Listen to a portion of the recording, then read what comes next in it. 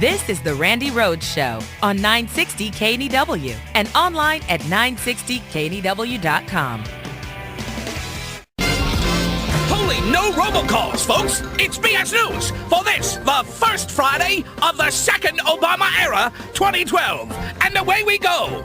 Dateline, 4 more cheers. Of course, the biggest news this week was President Obama's big victory on Tuesday night. It was called by the networks shortly after 11 p.m. Eastern and should be fully impacting Karl Rove's brain sometime in early December. As of Friday morning, the state of Florida was still unable to say who won the state. Florida Governor Rick Batboy Lives Scott said he is willing to consider ways to improve how elections are managed in Florida. Unfortunately for Scott, the most obvious correction is to remove Rick Scott as governor.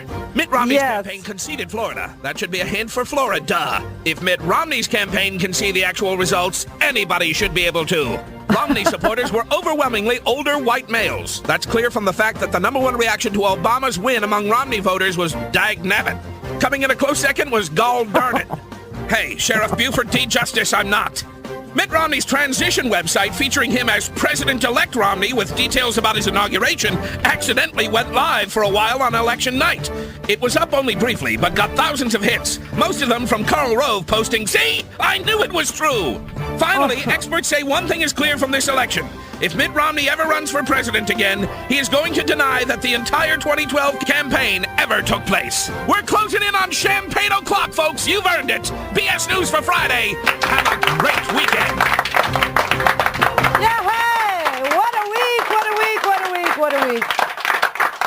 So good. So really, really good.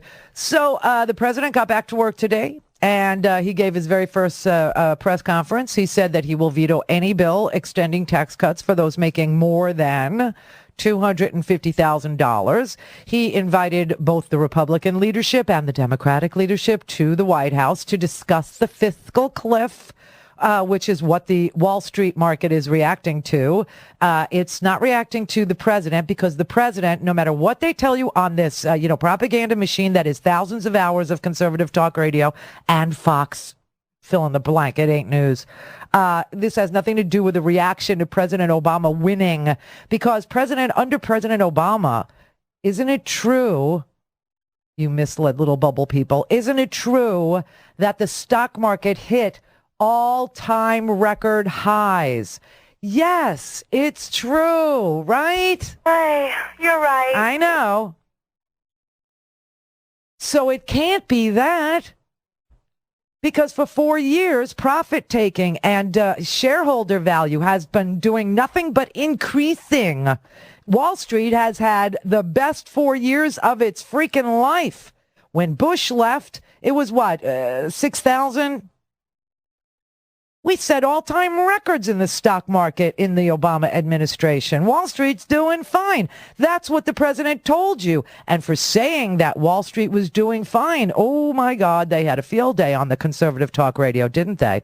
Yeah, but it can't be true that the stock market is reacting to the re-election of the president. What the stock market is reacting to, just so you know, are two things and two things only. That is, what is Greece going to do? What's the European landscape going to look like? Are they going to double down on austerity, increase unemployment? The euro is dropping. It's all the European economic crisis and our fiscal cliff. They're terrified that the Boehners of the world, the Cantors of the world, the Mitch McConnells of the world are going to once again hold us hostage and allow for the United States to go over a fiscal cliff, which is much more likely to bring us back into recession than anything. And that is what Wall Street is reacting to.